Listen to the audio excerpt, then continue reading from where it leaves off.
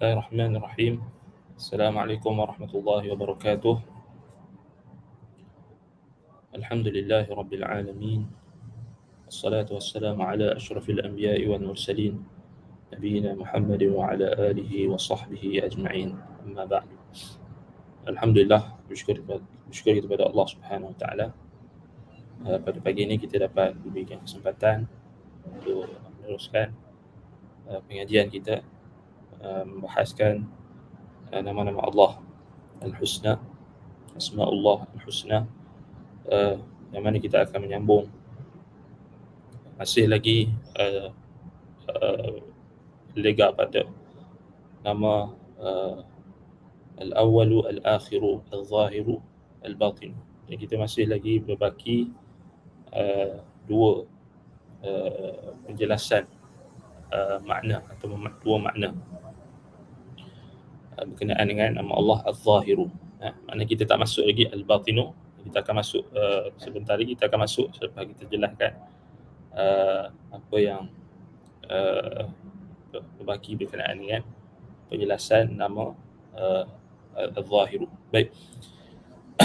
Jadi Al-Zahiru, baik, jadi kita bincangkan sebelum ini Al-Zahiru dengan beberapa makna, iaitu kita sebutkan ada 7 makna yang kita dah bincangkan, iaitulah pada 5 makna. Makna yang ke-5, wa huwa al-zahiru alladhi a'la hadha ad-din wa ahlahu. Itu yang keempat, wa huwa alladhi bada bi nurihi ma ihtijabihi bi 'alimil ghaibi wa badat athari dhuhurihi wa badat atharu dhuhurihi li makhluqatihi fi 'alimi syahadah. Ini kita dah bincangkan pada kelas yang sebelum ini. Baik, yang keenam, makna yang keenam, makna al-zahiru wa huwa subhanahu al-zahiru al-mu'inu likulli al-alamin fi tadbiri arzaqihim wa ma'ashihim wa taysiri umurihim wa fihi manafi'uhum fi dunyahum wa yakhussu awliya'ahu al-muwahhidin wa yu'inuhum fi umuri dinihim wa ma'ashihim wa ma'adihim wa binasrihim ala a'da'ihim wa yarfa'u anhum kaidahum. Faqala ta'ala fa'ayyadna alladhina amanu ala aduwwihim fa'asbahu zahirin. Baik, makna yang keenam, maknanya Allah al-zahiru, dialah Allah Subhanahu wa ta'ala al-zahiru al-mu'in li kulli al-alamin. Dialah yang membantu ke atas segala ataupun seluruh makhluk ciptaannya di alam ini. Al-zahirul mu'ayyan, itu disebut sini al-zahirul mu'in. Ya, Allah Subhanahu wa taala dialah yang zahir, dia yang zahir pada seluruh alam. Apa maksud zahir pada seluruh alam? Maknanya fi tadbiri arzaqihim, dalam mengurus tadbir tentang urusan rezeki-rezeki mereka, wa ma'ashihim, kehidupan mereka, wa taysir umurihim, dan mempermudahkan urusan-urusan mereka, yang mana urusan itu adanya manfaat untuk mereka di dunia mereka, dan penzahiran. Kita kata yang Allah al-zahiru di sini zahir pada setiap alam, maknanya dalam urus tadbir rezeki, kehidupan manusia, taisir umurihim, mempermudahkan urusan-urusan mereka yang ada manfaat, wa fi manafi'ihim fi dunyahum, yang ada dalam urusan keduniaan mereka.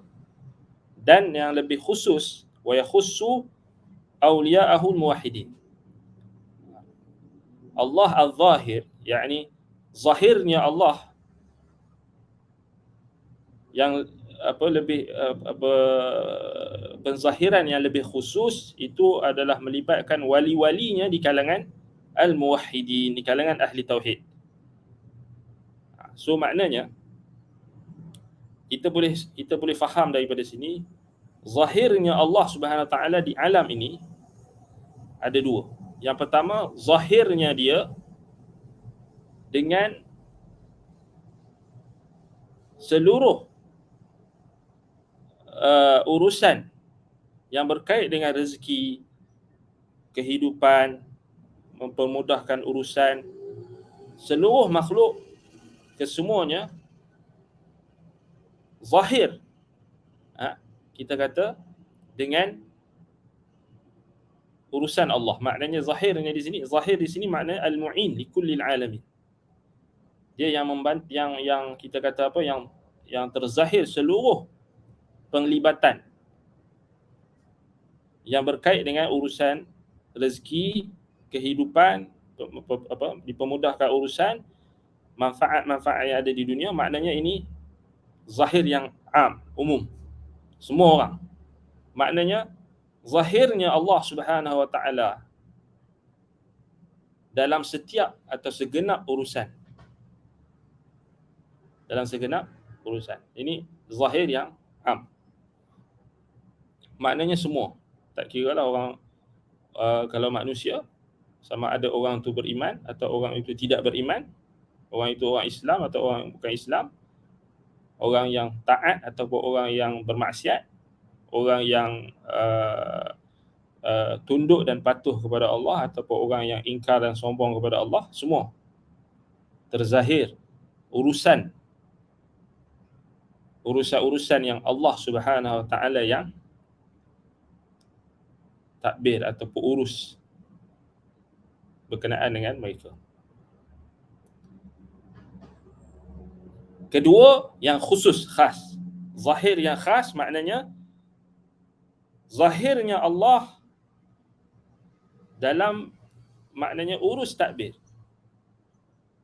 terhadap wali-walinya di kalangan al-muwahhidin, di kalangan ahli tauhid, yakni di kalangan orang Islam. Maknanya wa yakhussu awliya'ahu al-muwahhidin, yakni khusus, special. So ada zahir yang special, yang ni tidak berkongsi pada semua orang tetapi hanya dikhususkan untuk ahli tauhid. So orang yang syirik, musyrik tak dapat. Sorry lah, ini dia tak dapat. Dia tak berkongsi pada perkara yang menjadi khususiah ataupun menjadi pengkhususan kepada ahli tauhid. Maknanya apa? Fayu'inuhum fi umuri dunyahum. Yang pertama, fayu'inuhum ala umuri dinihim. Maksudnya, pertama Allah Ta'ala membantu mereka dalam urusan agama mereka. Fayu'inuhum fi umuri dinihim. Ini khusus untuk ahli tauhid, untuk orang Islam. Tak berkongsi dengan orang Islam, orang kafir, orang non-Muslim. Tak. Ini hanya Allah bagi dekat orang Islam, orang ahli tauhid. Yang ni Allah bantu urusan agama mereka. Jadi tak perlu kita nak sedih, oh kenapa ni Jaiz tak bantu kita, kenapa Jaiz tak tolong agama Allah, kenapa Jakim tak bantu agama Allah, kenapa Jaib, kenapa gini, kenapa pejabat agama tak tolong, kenapa gini tak tolong agama Allah, tak mengangkat, tak berusaha untuk memartabatkan syariat, gini, tak ada isu. Sebab Allah Ta'ala yang jaga. Kita hari ni kita banyak takut. Siapa nak pegang jawatan ni, siapa nak pegang jawatan tu, siapa nak pegang ni. Tak. Orang beriman dia tenang. Sebab dia tahu Allah Ta'ala yang akan jaga. Tapi mentaliti kita hari ni, bab agama kita, biar kena, orang ni kena jaga orang ni. Lepas tu kita, itu urusan lain. Tapi kita kata ini yang secara hakikatnya Allah Subhanahu Wa Taala yang akan bantu urusan agama mereka. Walaupun manusia tak mau. Buatlah pejabat agama macam-macam sekalipun, majlis agama Islam gini. Kalau mereka berpaling sekalipun, Allah tak akan jaga agama dia. Allah akan jaga agama ini dengan seluruh makhluk yang dia ada, dan dia takkan biarkan agama ini disisiakan. Macam mana Allah jaga? Itu kita tak tahu. Macam mana Allah jaga? Mungkin ada yang kita tahu dan ada yang kita tak tahu. Sebab itu kita kata antara bentuk penjagaan Allah ke atas agama ini adalah Allah Subhanahu Wa Taala memberikan kekuatan kepada orang-orang Islam, orang-orang beriman untuk terus tetap teguh mengamalkan agama mereka walaupun dibenci. Walaupun mereka tidak mempunyai jawatan, walaupun mereka tidak mempunyai kekuatan fizikal dan sebagainya, tetapi Allah tetap akan jaga. Bukan bermaksud kita menyerah, kita tidak berusaha, tetapi maksudnya di sini kita meneguhkan keimanan kita dan tidak berputus asa. Jadi Allah Ta'ala akan jaga dengan berbagai cara yang Allah Ta'ala tahu. Wa ma ya'lamu junuda rabbika illahu. Tidak mengetahui tentang tentera Tuhanmu melainkan dia. Jadi kita tak tahu kat mana Allah Ta'ala akan bantu agama dia. Macam mana? Boleh jadi bila orang kerja pejabat agama tu tak mau bantu agama Allah, orang yang diberi jawatan untuk menjaga, untuk kita kata untuk memperjuangkan dan mempertahankan agama Islam, tetapi dia berpaling, Allah Ta'ala akan jadikan pada orang lain. Allah boleh pilih. Tak semestinya daripada orang yang di pejabat agama saja. Di pejabat agama salah satu wasilah. Kalau dia dah dapat jawatan, contoh, kita bagi contoh je. Kita bukan nak kata kat mana-mana pihak, tapi contoh. Boleh jadi orang yang bukan daripada bidang agama akan bantu agama Allah, akan mempertahankan agama Allah. Boleh jadi orang yang ada dalam bidang agama ataupun ada kuasa dalam agama mengabaikan agama. Allah dah bagi dia amanah, tapi dia mensia-siakan amanah. Tapi Allah akan lantik, Allah akan pilih orang lain. Itu dalam surah Al-Maidah Allah kata apa? Ya ayyuhallazina amanu man yartadda minkum an dinihi fasawfa ya'ti Allahu biqaumin yuhibbuhum wa yuhibbunah.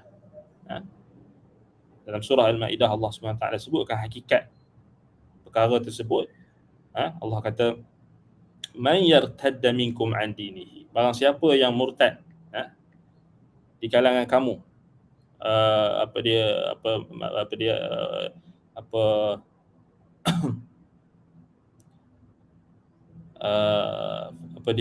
fasawfa ya'tillah biqaumin,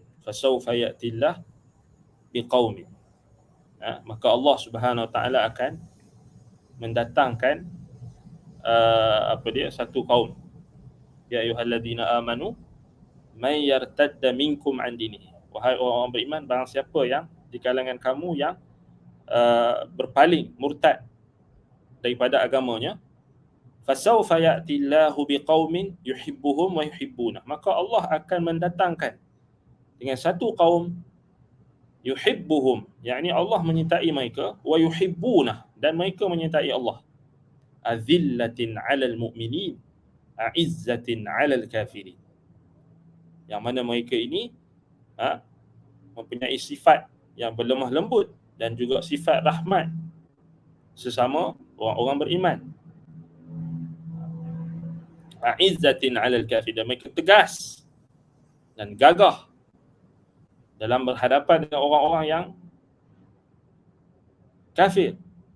A'izzatin 'alal kafirin yujahiduna fi sabilillah wa la yakhafuna lawmata la'im, mereka berjihad di jalan Allah dan mereka tidak takut kepada celaan orang-orang yang mencela. Dzalika fadlullah yu'tihi man yasha' wallahu wasi'un 'alim. Demikianlah kurniaan Allah, kelebihan yang Allah berikan kepada siapa sahaja yang dikehendaki. Man yasha', Wallahu wasi'un alim. Dan Allah itu maha luas, meliputi ilmu pengetahuannya bagi segala sesuatu. Jadi jangan kita rasa selesa bila kita berada di dalam bidang agama, kita rasa macam agama ni milik kita, ataupun kita dah bekerja di pejabat agama, kita rasa macam boleh buat macam-macam, kita rasa kita yang pegang, kita boleh buat apa yang kita nak. Tidak. Tapi Allah Subhanahu Wa Taala mengatasi segala sesuatu. Sebab itu kita katakan ini yang perlu kita yakin. Sebab itu makna yang kelima, yang keenam ini Allahu Zahiru, maknanya al-mu'in ala awliyaihi al-muwahhidin. Dia akan membantu hamba-hambanya di kalangan orang-orang beriman, kalangan ahli tauhid. Itu kita sebutkan tadi, walaupun kita nampak macam-macam kelemahan dan sebagainya yang ada di kalangan orang Islam itu sendiri, dalam masyarakat Islam itu sendiri, sama ada pemimpinnya, pentadbirannya dan sebagainya, kita nampak jelas kelemahan, kekurangan, tapi Allah tetap akan jaga. Allah tetap akan jaga. Itu kita yakin. Itu kita yakin. Baik. Jadi apa lagi yang Allah akan bantu, yang zahir, yang bermaksud khusus ini pada ahli tauhid, yakni Allah akan bantu urusan agama mereka, kehidupan mereka, dan juga nasib mereka ataupun bekalan dan juga nasib mereka di akhirat kelak. Wa yansuruhum ala a'dahim, dan Allah akan membantu mereka berhadapan dengan musuh-musuh mereka. Wa yarfa'u anhum kaidahum, dan Allah akan menolak segala tipu daya yang datang daripada musuh-musuh mereka. Sebagaimana Allah Ta'ala sebut dalam Quran, fa ayyadna alladhina amanu ala aduwwihim fa asbahu zahirin. Maka kami bantu orang-orang yang beriman ke atas musuh mereka, fa asbahu zahirin. Maka menjadilah mereka itu zahirin, yakni dibantu oleh Allah. Ini makna zahir, yakni al-mu'in. Allah SWT membantu mereka, membantu orang-orang beriman. Kita dengar macam mana berlaku di India, macam mana umat Islam hari ini ditekan, kemudian di seluruh dunia hari ini, di mana-mana sahaja ada tekanan ke atas orang Islam, ke atas hamba-hamba Allah yang beriman. Di India, di mana-mana sahaja, termasuk di negara kita ada tekanan-tekanan.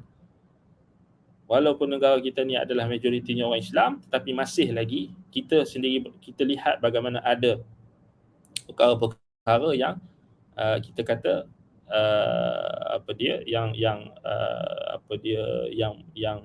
jelas menunjukkan bahawasanya memang itulah sunnatullah, yang mana Allah Subhanahu Wa Taala ingin menzahirkan bantuan dia, pembelaannya ke atas hamba-hambanya di kalangan wali-walinya, di kalangan orang-orang beriman. Baik. Kemudian yang ketujuh, makna yang ketujuh. Makna yang ketujuh, yang terakhir bagi makna al-zahiru, nama Allah al-zahiru, wa huwa ta'ala al-zahiru bihikmatihi wa khalqihi wa sana'ihi wa jami'i ni'amihi allati an'ama biha fala yara ghairah. Allah Ta'ala lah yang zahir dengan hikmahnya, dengan kebijaksanaannya, dan juga pada makhluknya, pada sana'ihi, yakni segala penciptaan, kita kata segala rekaan yang Allah Ta'ala rekakan, segala apa yang Allah Subhanahu Wa Ta'ala design, segala yang Allah Ta'ala lakukan, segala yang Allah Ta'ala ciptakan, dan seluruh nikmat-nikmatnya yang telah Allah berikan nikmat itu kepada makhluk-makhluknya, maka tidak akan dapat dilihat melainkan dia sahaja. Maknanya di sini, ini yang antara yang disebutkan oleh Al-Imam Ibn Mandah dalam kitab Tauhid. Ibn Mandah dalam kitab Tauhid disebut makna yang ketujuh ini, maknanya Allah Ta'ala zahir dengan hikmahnya, dengan kebijaksanaannya pada makhluknya, pada penciptaannya, pada sana'ihi, maknanya sana'ihi ini kita kata pada ciptaan-ciptaannya yang sangat terperinci dan sangat kompleks dan sangat, kita kata, sangat indah. wa jami'i ni'amihi, dan seluruh nikmat-nikmatnya yang telah dia berikan. Maka bila orang tengok pada athar, kesan-kesan penciptaan Allah itu, maka orang akan tahu bahawa tidak ada Tuhan melainkan dia. So ini macam kalau kita tengok hari ini orang-orang yang buat kajian tentang contohnya macam apa kita kata apa yang ada di barat misalnya, kalau kita tengok dalam berhadapan dengan gerakan New Atheism, maknanya Allah menggerakkan satu di kalangan hamba-hambanya yang kita kata ya, walaupun mereka bukan Islam tetapi mereka bangkit untuk menentang kemungkaran. Walaupun kita kata mereka ni bukan Islam, tetapi mereka ni dari sudut ya mereka Kristian dan sebagainya, tapi mereka bangkit menentang kemungkaran. Atheist, iaitulah adanya golongan yang dinamakan, kumpulan yang dinamakan intelligent, apa dia kita kata intelligent design, kumpulan yang satu kita kata gerakan, movement yang mereka berusaha untuk berhadapan dengan gerakan New Atheism yang meresap masuk ke dalam setiap lapangan hidup dan bidang-bidang yang penting dalam kehidupan ini. Dan itu satu bentuk contoh Allah Ta'ala menggerakkan hati hamba-hambanya, ya walaupun mereka itu tidak beriman dengan syariat Nabi Muhammad SAW, tetapi mereka beriman dengan keesaan Tuhan, mereka beriman dengan wujudnya Tuhan, mereka beriman dengan maknanya rububiyah mereka. Allah Ta'ala jaga rububiyah mereka, dan boleh jadi mereka ni akan masuk Islam, yang mana mereka berhempah pula untuk berhadapan dengan gerakan New Atheism yang kita sedia maklum, yang telah masuk ke dalam setiap lapangan hidup, dan bahkan kita punya banyak kalau kita lihat media masa itu sendiri pun dikuasai oleh golongan ini, oleh golongan yang kita kata New Atheism ini, yang mereka memang mengingkari secara total akan kaitan Tuhan dengan alam, kaitan Tuhan dengan penciptaan. Bahkan mereka menolak teori apa kita kata penciptaan. Mereka menolak penciptaan, maksudnya bukan teori lah, mereka menolak penciptaan, dan mereka menolak Tuhan. Dan ini kita kata satu bentuk apa kita kata satu bentuk bantuan. Itu kita boleh kata contoh lah, maknanya contoh yang kita nak faham. Kita kena faham bantuan Allah ni, kita macam kita dah sebut tadi, wala ya'lamu junuda rabbika illahu. So tidak mengetahui tentang tentera Tuhan-Tuhanmu melainkan dia sahaja. So boleh jadi Allah Ta'ala gerakkan bagi orang-orang yang bukan Islam ni, mereka yang kehadapan untuk menentang apa kita kata kemungkaran yang berlaku pada dari sudut menafikan Tuhan dan menafikan kita kata peranan Tuhan dalam kehidupan. Sebab itu kita tengok gerakan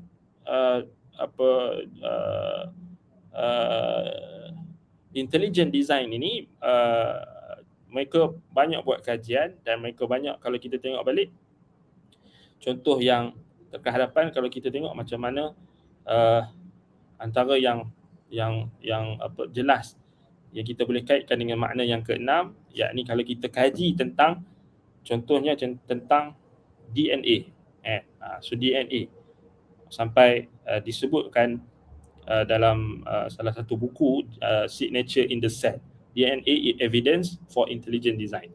So ini antara boleh cari buku ni yang dikarang oleh Stephen C. Meyer, antara salah seorang penggerak kepada gerakan intelligent design. So mereka dalam buku tu dia sebutlah, dia dibuktikan macam mana pengetahuan kita tentang DNA itu boleh menjadi bukti dan dalil yang jelas menunjukkan adanya al-musammim al-zaki, iaitulah adanya super intelligent designer, yakni Tuhan, yang mana inilah yang nak lawan ataupun nak membantah dakwaan dan penipuan dan juga golongan etis, seperti tokoh-tokoh mereka yang yang menonjol. Baik. Jadi itu contohlah, maknanya kita kata bila kita contoh kat sini, makna yang ketujuh ni yang disebutkan oleh Ibnu Mandah dalam kitab Tauhid, kata wa huwa ta'ala zahiru bi hikmatihi wa khalqihi wa sana'ihi. So Allah Ta'ala ni dia zahir pada hikmahnya, kebijaksanaannya dan makhluknya. Pada sana'ihi maknanya design, yang dia design kita semua ni. Yang kita kata pada penciptaan, pembuatan yang sangat-sangat kompleks. Kalau kita kaji tentang DNA saja, kita tengok macam mana DNA ni, yang mana sel-sel yang ada dalam tubuh badan kita, dan termasuklah DNA itu sendiri, maknanya dia merangkumi maklumat-maklumat yang menunjukkan segala maklumat yang ada yang menunjukkan betapa kompleksnya penciptaan itu, dan menunjukkan adanya super intelligent dan juga adanya apa kita kata Tuhan yang mengurus dan juga yang menzahirkan kebijaksanaannya untuk makhluknya beriman, dan juga untuk makhluknya terus mensyukuri nikmat yang dia telah berikan. Sebab itu kita kata apa yang gerakan intelligent ataupun intelligent design ni, sebenarnya mereka, kalau kita tengok balik apa yang mereka zahirkan itu, banyak dah ada dalam Quran dan Sunnah, dan juga kitab-kitab ulama yang terawal. Tetapi dekat sinilah yang kita perlu persoalkan, di mana orang Islam, di mana umat Islam dalam berhadapan dengan kemungkaran yang bersifat dengan yang menafikan Tuhan dan sebagainya, dan apakah peranan kita, adakah kita yang kehadapan untuk mengkaji berkenaan dengan sains dan sebagainya, ataupun kita hanya terus dibuai dengan mimpi yang indah, dan kita hanya mencukupkan pengamalan agama ini dengan ritual semata-mata, dan ditambah lagi dengan khurafatnya, dengan bid'ahnya, dan bagaimana kita nak berhadapan dengan ancaman-ancaman yang lebih kompleks ini di masa akan datang pada anak-anak kita dan sebagainya. Itu yang perlu kita fikirkan. Itu maksudnya kita kata kesimpulan daripada ketujuh makna bagi nama Allah Al-Zahir. So kita maknanya kat sini, bila kita tahu Allah Subhanahu Wa Taala Al-Zahir ni, Allah akan bantu orang-orang beriman. Apa yang kita buat untuk bela agama Allah? Fa'ayyadna alladhina amanu ala aduwwihim fa'asbahu zahirin. So Allah kata, kami akan bantu orang-orang beriman berhadapan dengan musuh-musuh mereka, dan mereka akan menjadi orang yang dibantu, mendapat bantuan dan pertolongan Allah. Persoalannya sekarang ni, apakah kita hanya menunggu Allah Ta'ala nak tolong kita tanpa kita buat apa-apa? Berpeluk tubuh. Semua pakat masuk dalam gua, atau semua pakat masuk dalam hutan. Sebab apa? Oh, Dajjal dah nak keluar. Sebab apa? Oh, kiamat nak dekat dah. Sebab apa? Adakah itu maksud dia? Kita tunggu saja bantuan Allah. Tidak. Maknanya keimanan kita terhadap ayat ini, nama Allah Al-Zahir, dan kita dalam rangka kita nak mendapat pertolongan Allah, bantuan Allah, pembelaan daripada Allah SWT, kita yang kena usaha untuk membantu dan membela agama Allah. Kita yang kena usaha. Sebab itu Allah Subhanahu Wa Taala dalam ayat lain, Allah kata apa? Allah tak suruh kita berpeluk tubuh saja, kan? Allah kata apa? Ya ayyuhalladzina amanu in tansurullaha yansurkum wa yuthabbit aqdamakum. Ya ayyuhalladzina amanu in tansurullaha yansurkum wa yuthabbit aqdamakum. Wahai orang-orang beriman, jika kamu membantu agama Allah, nescaya Allah akan membela kamu. Allah akan membantu kamu dan meneguhkan pendirian kamu. Maknanya kalau kita faham daripada ayat tu, kita faham dalam konteks perbahasan kita, nama Allah Al-Zahir maknanya kalau kita zahirkan agama Allah, Allah akan zahirkan kita, Allah akan menangkan kita. Kalau kita malu-malu, masih tak yakin dengan agama Allah, masih lagi kita kata, bukan aku kita tak ada nak tolong agama Allah, tak ada rasa nak tolong agama Allah, sama ada dengan daya dan juga tenaga kita, dengan duit ringgit kita, dengan harta benda kita, nikmat yang Allah Ta'ala berikan. Ini adalah satu yang kita kata perkara yang menunjukkan kita ditimpa musibah dan kita sendiri yang ada masalah.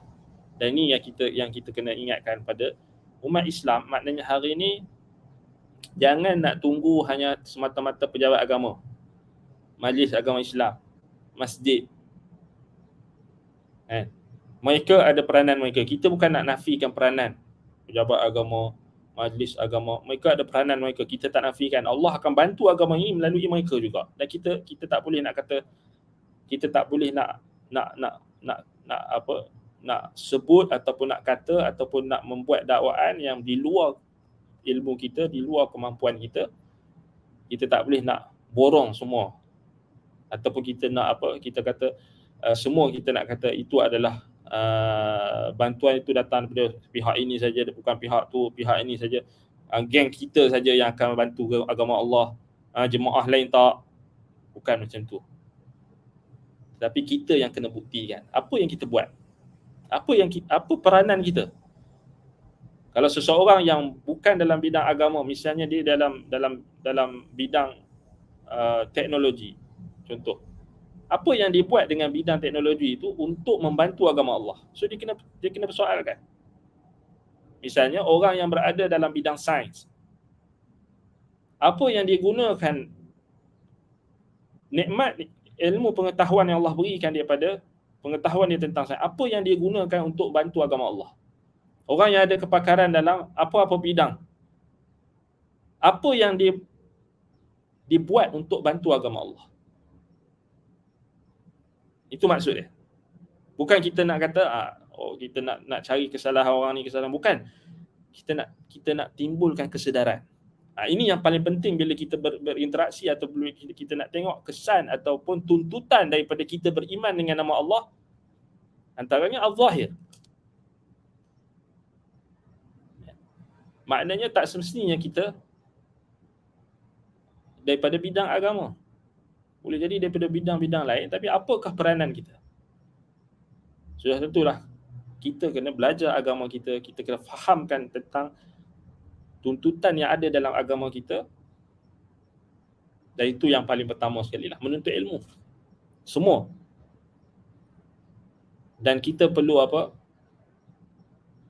sedar bahawasanya ada kelemahan dan kekurangan yang disebabkan oleh unsur-unsur asing yang telah masuk dalam agama kita, dan itu juga satu bentuk kita kata faktor yang penting untuk kita nak tahu di mana jalan, atas jalan apa yang kita nak berjuang, kita nak berjihad untuk apa. Fisabilillah tu apa? Sudah Nabi SAW dah bagi tahu dah, umat ini akan berpecah 73. Kesemuanya dalam neraka, kesemuanya diancam dalam neraka kecuali satu. So kita nak pilih jalan yang satu tu. Kemudian macam mana tindakan kita, apa yang kita nak buat untuk membela agama Allah. Adakah cukup kita hanya pergi infak dekat mahad tahfiz, kemudian okey settle lah, balik aku tidur? Adakah itu cukup? Adakah cukup dengan kita infak ke harta benda kita di masjid? Okey, setiap minggu pergi masuk duit dalam tabung, okey itulah bantuan aku. Adakah itu cukup? Macam mana kita pula, macam mana peranan kita nak faham agama Allah, nak bantu agama Allah, nak menyebarkan agama Allah? Dan adakah kita hanya cukup bergaduh dekat media sosial, berdebat dekat media sosial, okey kemudian tidur, balik lepas habis tu letih berdebat, okey tidur, lepas tu solat pun entah ke mana. lewat juga solat, bergaduh dengan orang tu, bergaduh dengan orang ni, kemudian itu ya, aku dah bela agama Allah. Adakah itu maksudnya membantu agama Allah? Macam mana? Maknanya kita perlu apa? Kita perlu tengok, kita perlu muhasabah, refleks, muhasabah diri. Maknanya apa yang kita dah buat untuk agama Allah? Dan kita tanya diri kita, adakah sekadar okey cukup aku pergi masjid, aku solat, okey cukup? Atau adakah sekadar ni nak masuk Ramadan ni, okey aku bagi infak dekat orang nak buka puasa, okey cukup? Adakah itu cukup? Adakah itu cukup menunjukkan kesungguhan kita untuk memperjuangkan agama Allah? Ataupun adakah cukup aku bergaduh dekat media sosial, berdebat dengan orang tu, berdebat dengan orang ni? Adakah cukup? Adakah itu yang dimaksudkan dengan memperjuangkan agama Allah? Soalan tu kita kena pakat-pakat cuba cari jawapan. Baik.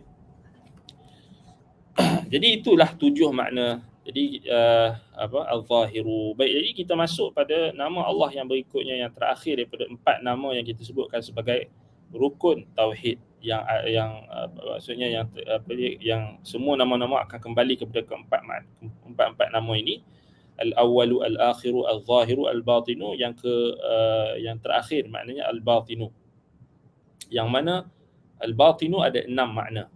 So kita dah maknanya kita masuk al-batinu selepas kita dah bincangkan al-awwalu, al-akhiru, al-zahiru. So hari ini kita akan masuk al-batinu, yang terangkum di dalam surah Al-Hadid ayat 3.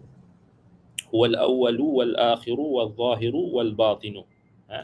So apa maksud al-batinu? Al-batinu macam yang Nabi SAW tafsirkan. Yang Nabi SAW tafsirkan. Wa anta adh-dhahiru falaysa fawqaka syai' wa anta al-batinu falaysa dunaka syai'.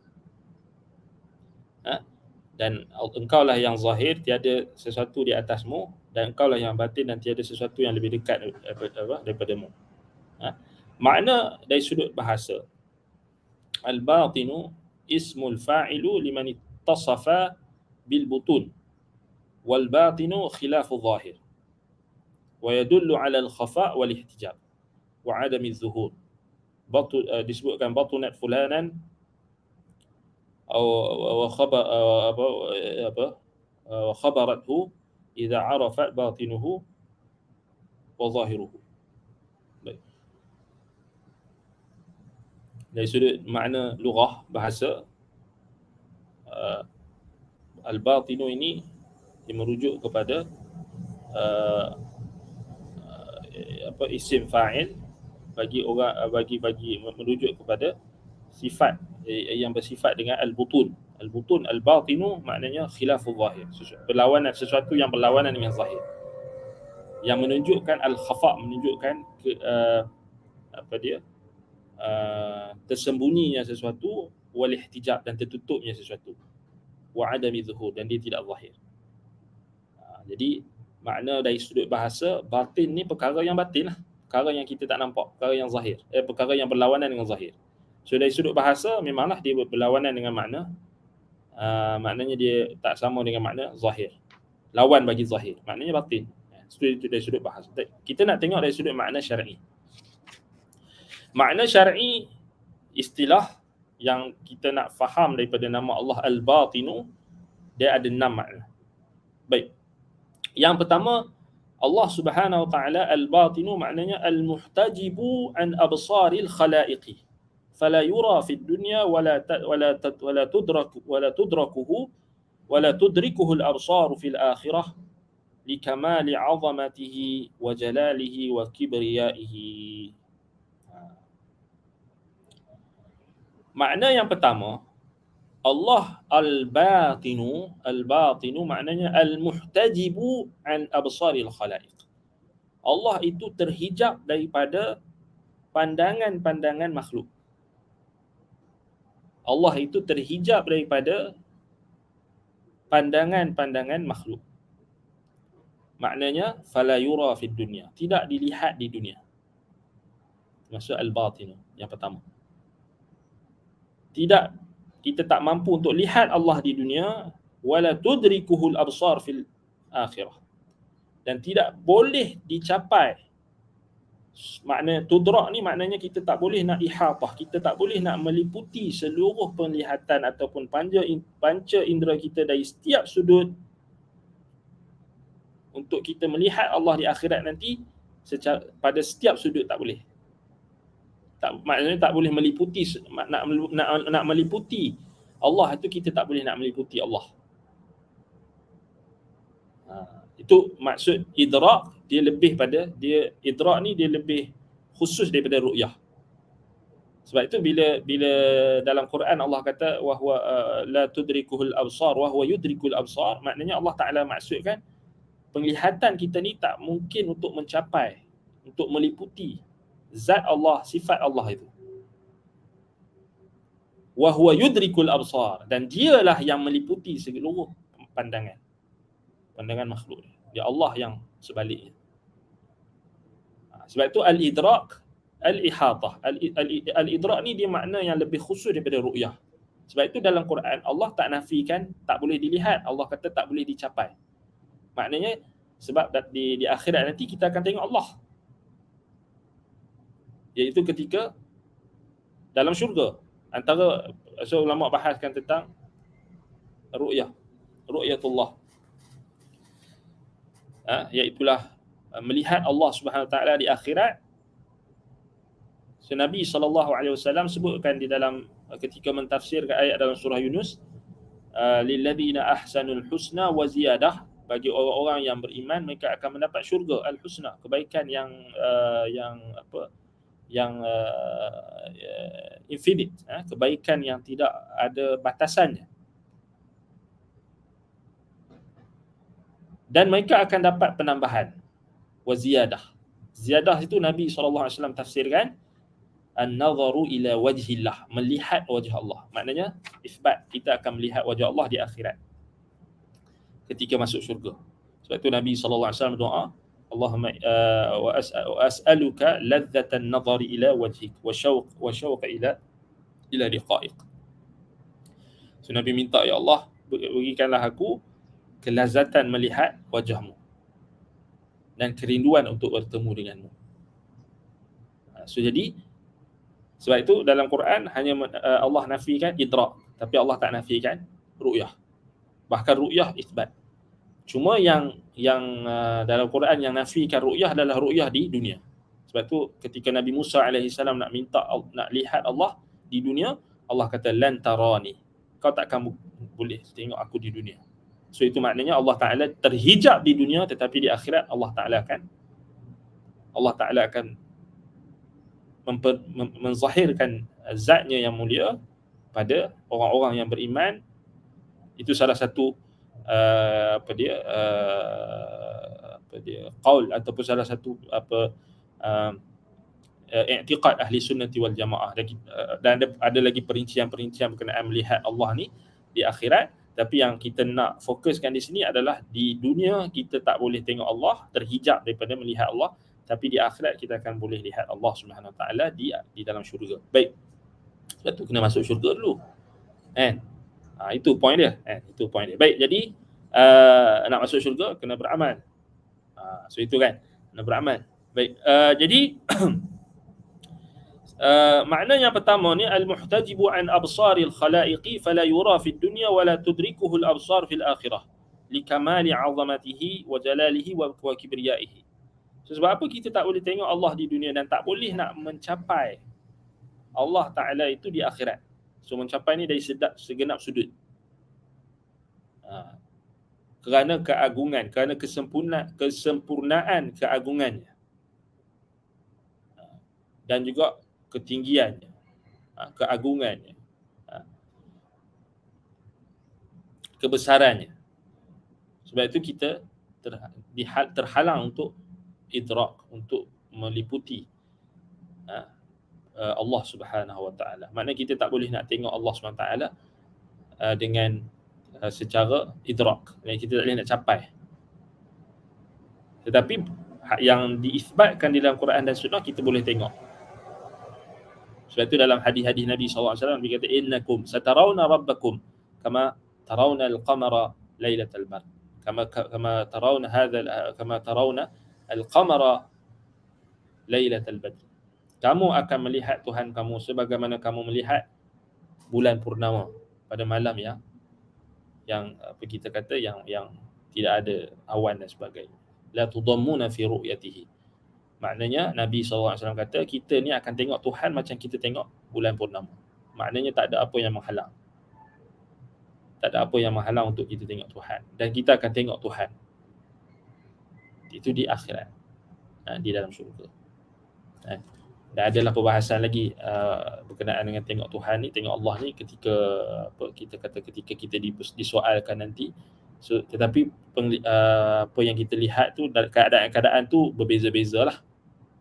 Bergantung dengan amalan kita. Itu bergantung juga dengan sejauh mana dekatnya kita dengan Tuhan di dunia dulu. Maka begitulah juga di akhirat. Maksudnya bergantung dengan amalan kita, iman kita kepada Allah Subhanahu Wa Taala. Baik. Jadi itu maksud yang pertama. Al-muhtajibu an absaril khalaiq. So Allah Subhanahu Wa Taala al-batinu kita tak boleh tengok. So termasuklah apa?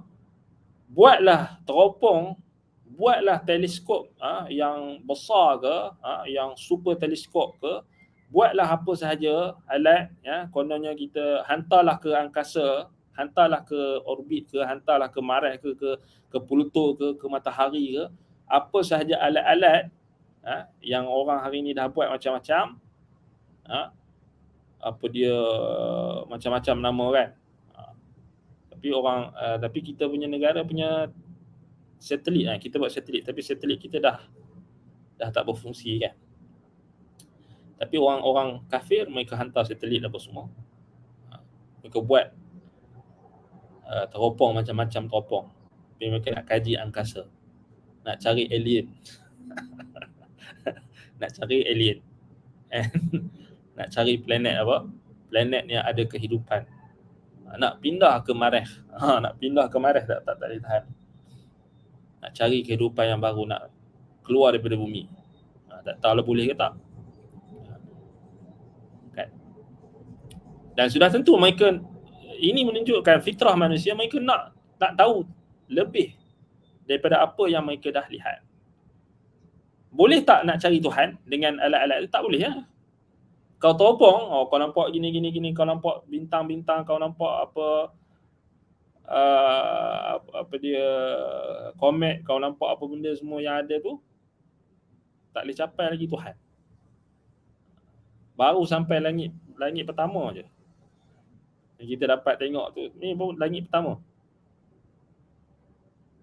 Seluruh apa yang kita dapat lihat daripada benda-benda kosmik, kosmos kan, benda-benda kosmik, maknanya bintang apa semua, planet-planet tu hanya baru langit pertama. Tak lepas langit kedua lagi. So jangan kita syok sendiri, kita rasa macam kita dah dapat apa? Kuasai seluruh alam. Tak, baru langit pertama. Kita bumi ni kecil gila.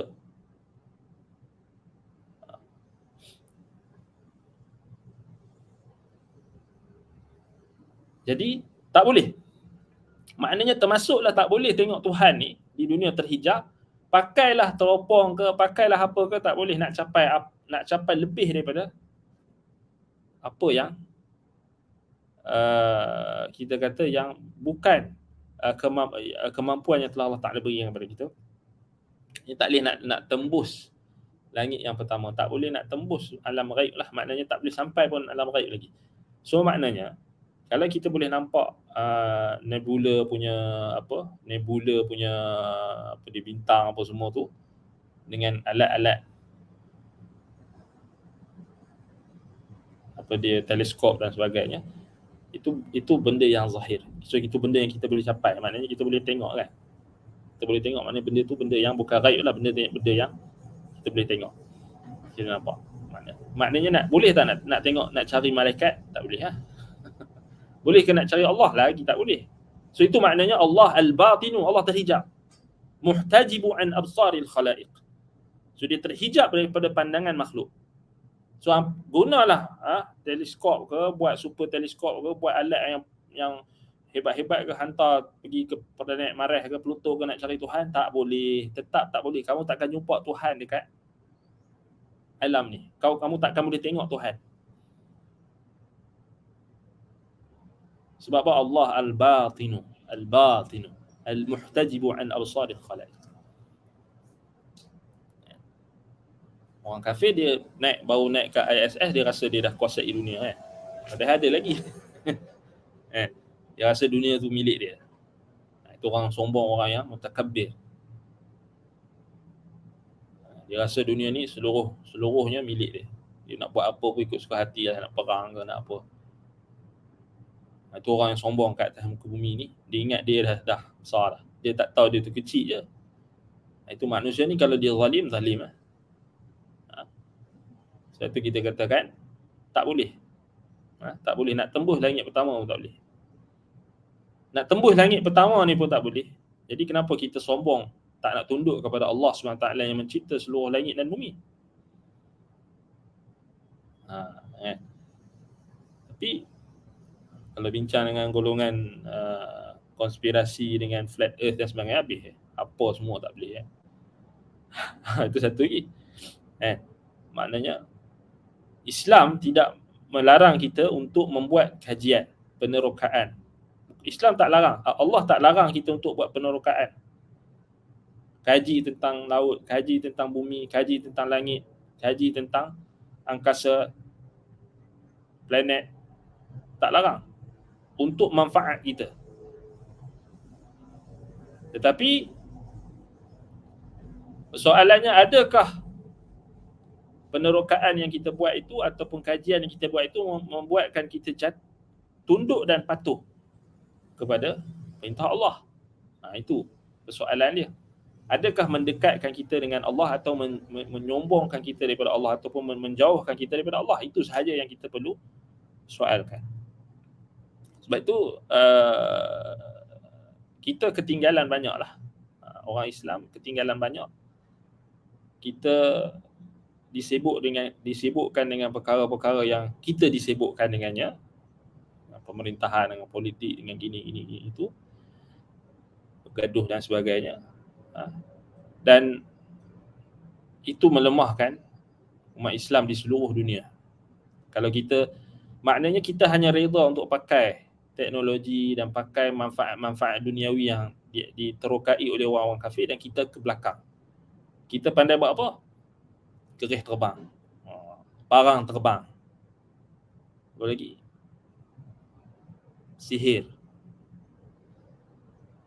santau. Itu pakar sebahagian di kalangan masyarakat kita. Tapi buat kajian tentang teknologi ni, kita ke belakang. Sebab itu kita tengok balik, kita memang realitinya kita ke belakang. Puncanya bila tersebarnya kejahilan, tersebarnya khurafat, benda-benda syirik, bid'ah dalam agama. Agama hanya dipraktikkan dengan agama hanya difahami dengan ritual semata-mata, tidak dipraktikkan. Roh agama itu sudah tidak ada pada sebahagian umat Islam itu sendiri. Agama dijadikan hanyalah nyanyian, nasyid, dendangan. Allahu Akbar kan. Kita umat Islam, kita dia nak nasyid je lah boleh. Hakikatnya kita ke belakang. Kita mundur. Di mana sepatutnya kitalah orang yang kehadapan untuk meneroka alam, mengambil manfaat-manfaat duniawi, kaji tentang laut, kaji tentang sungai, kaji tentang bukit-bukit, kaji. Kita ke belakang. Takbiran, pengurusan, ekonomi. Yang kita tahu, kita nak akhir sekali, last sekali nak kiamat. Senang cerita, nak kiamat. Jadi nak kiamat tak payah buat kajian, tak payah maju. Kita duduk reda dengan apa yang kita ada. Ini salah. Sedangkan Nabi SAW nak kiamat esok, Nabi suruh tanam. Kalau ada biji benih dalam tangan kamu, maka tanam. Nabi suruh usaha lagi. Esok nak kiamat ni kena usaha lagi. Maknanya esok nak kiamat buat bersungguh-sungguh urusan dunia kamu. Jangan nak kiamat kamu buat apa? Duduk.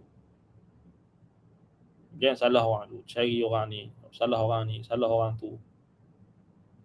Ini kita katakan sangat merugikan. Sangat merugikan. Baik, jadi itu yang pertama. Al-muhtajibu an absaril khalaiqi. Ada orang kata ni satu lagi golongan yang anti agama ataupun melihat agama ni, mereka katakan agama ni sebagai candu dan sebagainya. Ini golongan liberal dan sebagainya. Ini juga satu golongan yang mereka menentang agama kerana banyak faktor, dan mungkin juga kerana mereka berhadapan dengan agama-agama yang palsu ataupun ajaran-ajaran agama yang tidak benar, yang direka-reka, ataupun orang-orang yang beragama yang tidak mengamalkan agama. Ini yang jadi Islamfobia ataupun golongan yang di anti agama ni. Kadang-kadang banyak faktor. Antaranya dia tengok orang Islam ni macam dia nampak tak ada, maknanya dia tak nampak ada orang Islam ni mengamalkan agama. Contohnya dia tengok orang agama sendiri buat benda yang bertentangan dengan ajaran agama, atau bertentangan dengan undang-undang, atau bertentangan dengan fitrah. Puncanya kerana mereka melihat orang agama tu sendiri. Itu juga kita kena muhasabah. Apa adanya orang yang anti. Ada orang yang memang anti agama kerana memang dia anti agama. Tapi ada orang yang dia anti agama sebab dia tengok orang agama tu sendiri yang tak amalkan agama, ataupun perkara yang dilihat bertentangan dengan apa yang agama ajarkan. Itu ada maknanya, ada tak samalah. Ada orang yang dia kan, memang kita tak nafikan. Jadi apa kita kata, musuh-musuh agama itu banyak, dan ada dan bertahap-tahap. Dan sebelum nak jadi musuh agama, sebelum mereka nak anti agama ataupun nak tak mau beragama ataupun bermusuh dengan agama, ada step dia yang menyebabkan perkara tersebut. Sebab itu pendakwah dan sebagainya, mereka kena tengoklah, kena kajilah, kan? Kena kajilah. Sebab apa orang ini ada nampak ni, mereka namakan agama sebagai candu? Sebab ada di kalangan orang-orang yang beragama yang melakukan perkara yang bertentangan dengan agama dengan memakai pakaian agama. Itu kita kata yang khurafat, yang buat syirik, yang buat bid'ah ni, yang merosakkan agama.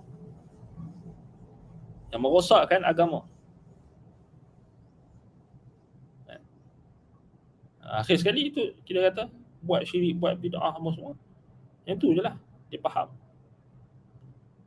Dia hidup dalam agama yang palsu.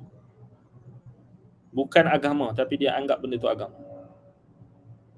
Sebab itu kenapa ulama Islam tidak berputus-putus dan sentiasa mengingatkan umatnya, sentiasa mengingatkan masyarakat, sentiasa mengingatkan tentang bahayanya perkara-perkara yang boleh merosakkan agama ini, seperti syirik, bid'ah, benda-benda khurafat dan sebagainya. Ini penting. Sebab itu disebutkan tasfiyah wa tarbiyah, purification, dan juga untuk kita nak mendidik masyarakat, nak mentarbiah masyarakat, perlu ada fasa yang beriringan, iaitulah purification, tazkiyah ataupun tasfiyah. Kena settlekan dulu ni hak karat-karat agama ni, hak yang benda-benda asing dalam agama ni kena buang. Nak bahas kena buang, maknanya kena cantas, kena hilangkan daripada pemikiran umat Islam. Nak bahas tentang Tuhan pun jadi pening.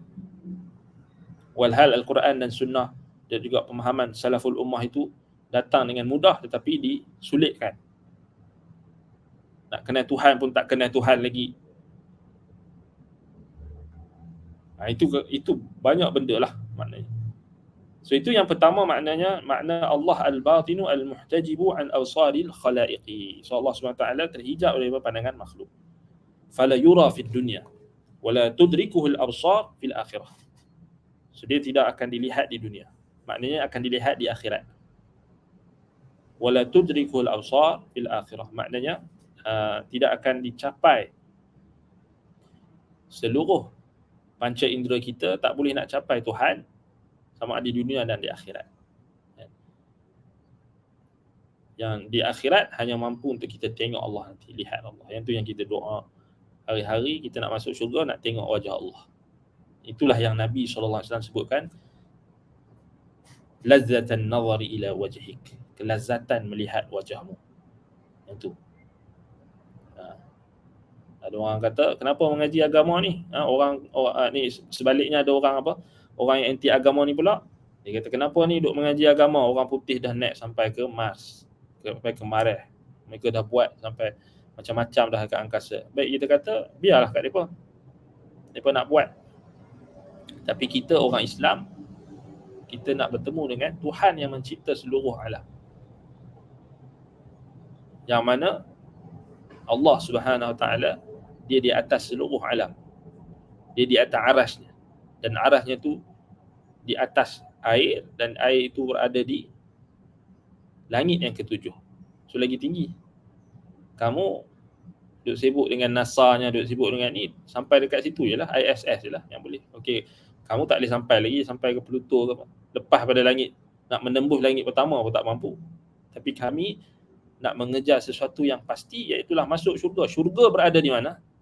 Syurga di bawah bumbung arasy. Syurga tu di bawah apa? Arasy. Di bawah arasy. Arasy tu adalah bumbung bagi syurga. Jannatul Firdaus, Al-Firdausil A'la, yang tertinggi. Sebab tu dia paling tinggi. Sebab tu kejar syurga ni yang paling tinggi. Kamu tak apalah kamu nak kuasai dunia ni, wahai orang-orang yang tidak beriman. Kalau itu yang kamu nampak, kamu pergilah naik sampai, cuba tembus langit yang pertama, boleh tak? Tak. Paling jauh mana? Tak lepas langit pertama. Tak lepas lagi. Kita pun tak tahu lagi. Ada banyak lagi galaksi. Tak boleh nak tembus. Baru sampai dekat orbit bumi dah belagak, dah rasa macam dah rasa macam Tuhan. So kita bukan macam tu. Nah, ini bukan maksud kita anti science, kita tak mau buat kajian penerokaan, bukan. Tapi maksudnya kita nak bagi tahu, kok mana pun kita mengejar dunia, akhir sekali kita akan kembali kepada Tuhan. Tuhan yang mencipta segala sesuatu. Orang yang kejar agama, orang yang kejar nak bertemu dengan Tuhan, orang yang belajar agama, dia confirm lah. Dia confirm akan melihat Tuhan. Maksudnya kalau dia amalkan agama, dia beriman dengan Allah SWT, dia kerjakan amalan, dia taat kepada Allah, dia menjauhi segala larangan, dia dah pasti akan dapat ganjaran untuk masuk ke dalam syurga. Tapi orang yang tak beriman, tak dapat lah. Dia dapat kat dunia, tapi kat akhirat diharamkan daripada masuk syurga, diharamkan daripada melihat wajah Allah. Itu rugi lah. Kerugian yang paling rugi. Sebab itu kita belajar agama ni, selalu anda ingatkan dalam Quran dan hadis, wajah Allah, kan? Ibtigha'i wajhillah. Semua nak kejar wajah Allah. Dalam hadis Nabi SAW, man ta'allama ilman mimma yubtagha bihi wajhullah. Siapa menuntut ilmu, yang menuntut ilmu tu, dia menuntut ilmu kerana nak capai wajah Allah. So kita menuntut ilmu ni semua nak capai wajah Allah. So wajah Allah ni apa? Wajah Allah. Nak tengok wajah Allah. Nak dapat kelazatan melihat wajah Allah. Tu yang paling indah. Lagi indah daripada tengok bintang-bintang. Bintang-bintang tu kita dah tengok indah dah. Betul tak? Bulan, kita tengok bulan tu dah cantik lah. Kalau kita tengok yang guna teleskop tu lah lagi cantik. Okey, kalau tengok dekat bintang-bintang, planet-planet ni pun cantik. Oh, itu dah cantik. Itu tahap orang yang tidak beriman. Orang yang tak beriman, mereka sampai tahap tu. Kita tak nafikan itu yang mereka sampai. Tapi orang beriman lebih Lihat wajah Allah. Wajah Allah lagi cantik bulan ke? Lagi cantik bintang-bintang yang kita tengok cantik, sedia ada cantik dah. Lagi indah, lagi cantik. Sebab tu kita kejar benda yang pasti. Perkara yang kita kata yang menguatkan iman kita. Dalam Quran, innama nut'imukum liwajhillah. So, orang ahli syurga kan, kami bagi makan ni kat dunia dulu, kami bagi makan kerana wajah Allah. Kami infak ke harta benda kami kerana wajah Allah. Kerana wajah Allah, semua wajah Allah. Jadi kita nak dapat keredaan Allah, bila kita dapat keredaan Allah, kita akan dapat nikmat yang paling agung untuk melihat wajah Allah. Melihat wajah Allah.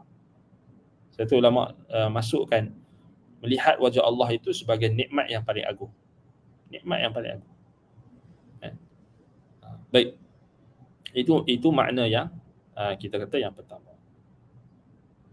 Yang kedua, makna yang kedua, wa huwal batinu li jami'il asya' fala syai'a aqrabu ila syai'in minhu. Yang kedua, makna al-batinu, Allah Subhanahu wa taala itu batin bagi seluruh sesuatu dan tidak ada sesuatu pun yang paling dekat kepada terhadap sesuatu daripadanya. Maknanya Allah Subhanahu wa taala yang paling dekat dengan hamba-hambanya. Tak ada. Allah paling tahu. Allah paling dekat ni maknanya Allah yang paling dibalik pada ilmu Allah. Sebab kita akan tengok dalam Al-Quran, dekat ni Allah Ta'ala sifatkan pada pengetahuan dia, bukan pada zat dia. Pengetahuan dia. Hatta kalau kita kata dekat dengan zat pun tak bercanggah. Sebab kita tak tahu zat Allah. Kaifiat zat, sifat kita tak tahu. Kaifiat sifat dan zat kita tak tahu. Kita ni besar mana ni berbanding Allah, macam mana kita pun tak tahu. Tapi yang confirmnya kita ni memang kecil lah. Alam ni memang kecil. Dan Allah SWT yang paling besar. So Ibn Abbas radhiyallahu anhuma dan ulama-ulama salaf mereka buat perumpamaan. So, alam ini macam apa, macam sebiji biji benih yang ada di tangan kita. Itu maksudnya Allah Ta'ala akbar wa a'zam wa ajal, maha besar. Jadi sudah tentulah tak ada yang paling dekat dengan sesuatu melainkan Allah. Allah lah yang paling dekat sekali. Yang paling dekat. Segala sesuatu dalam tangannya. Sebab itu dia paling dekat. Fala syai'a aqrabu ila syai'in minhu.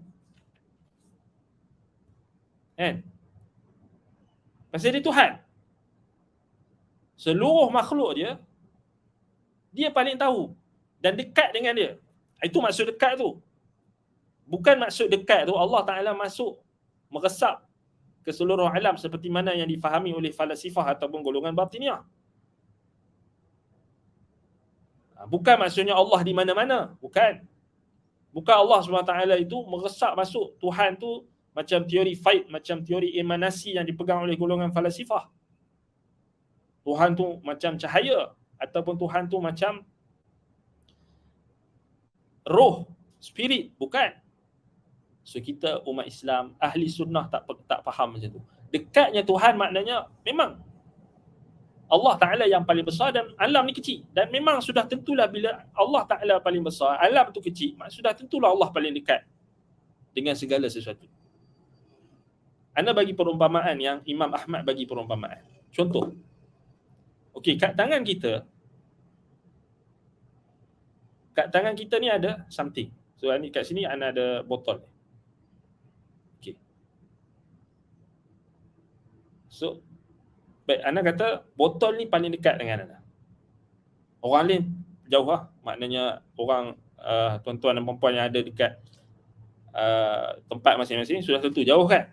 So botol ni dekat dengan Ana. Sebab apa dia dekat dengan Ana? Sebab Ana pegang dia. Dan Ana meliputi semua. So Ana tahu. Ana boleh nampak, Ana boleh capai semua. So daripada penutup dia, kemudian dia punya bawah dia ni, semua Ana boleh pegang macam tu je. So Imam Ahmad bagi perumpamaan liputan Tuhan, pengetahuan Tuhan, dekatnya Tuhan. Kalau kita tengok gelas yang kita pegang tu, kita boleh tengok semua orang, kita capai semua.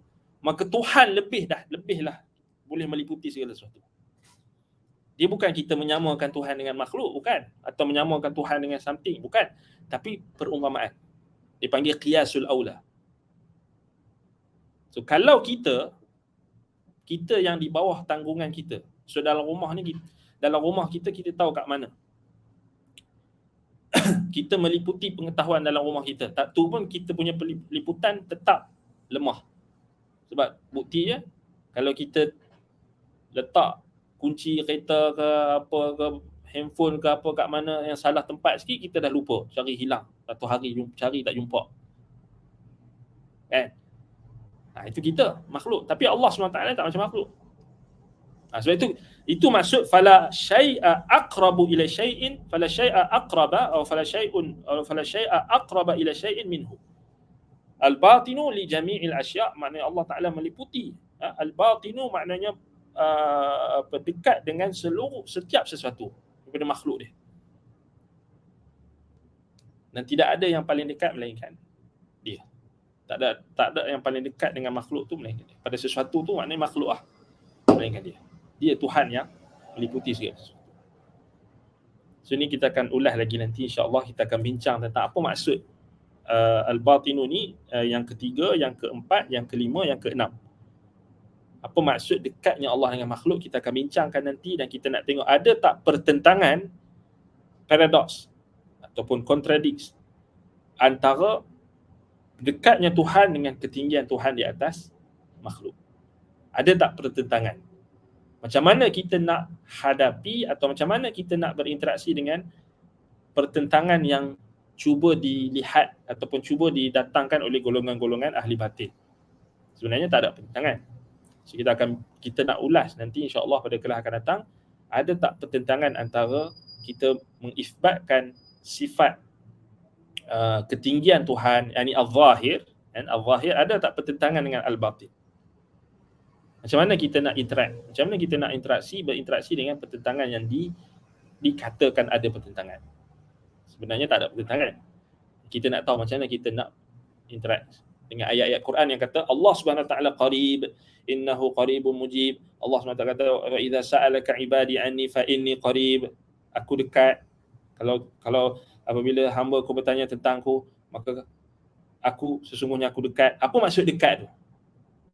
Adakah bertentangan dengan ketinggian Allah Subhanahu Wa Taala? Yang tu kita nak bincangkan pada kelas akan datang.